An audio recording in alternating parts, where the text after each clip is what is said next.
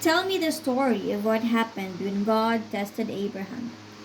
How do you think Abraham felt when he was asked to sacrifice Isaac? So God tested Abraham. He said, Abraham, and Abraham answered, Here I am. And he said, God said, "Sacrifice your son Isaac, your only son." And so Abraham rose early and two and bring two of his young men and his son Isaac there.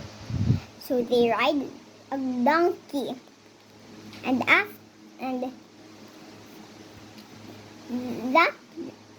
and he said, "Where would wait?" Before that, he said, Abraham said, "Where would I sacrifice Isaac?" And God said, "In the place that I'll show you." So Abraham rose early and rode a donkey. And after, when Abraham looked up, there is the mountain that God showed Abraham. So they reached the place, and Abraham said to his young man, "Stay here with the donkey, and I'll go with the boy and sacrifice." So, and Isaac said,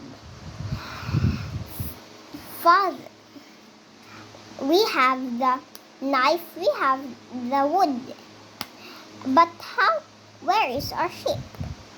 And Abraham said, "God will provide on his own." So after Abraham, Isaac laid in the what do you call that? So Isaac laid in the altar, and so he got Abraham hold the knife and this. So after, the angel of God goes down and told him, "I know that you are scared of God, and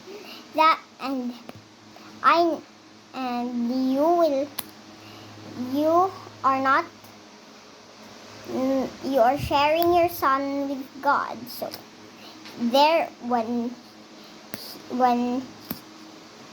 he saw there was a boy sheep, and instead of Isaac, they sacrificed that sheep and goes home and get back with his young man. And I think that the feeling of Abraham was very sad, because that is what he is praying and waiting, because he got Isaac when he is old, and that's all.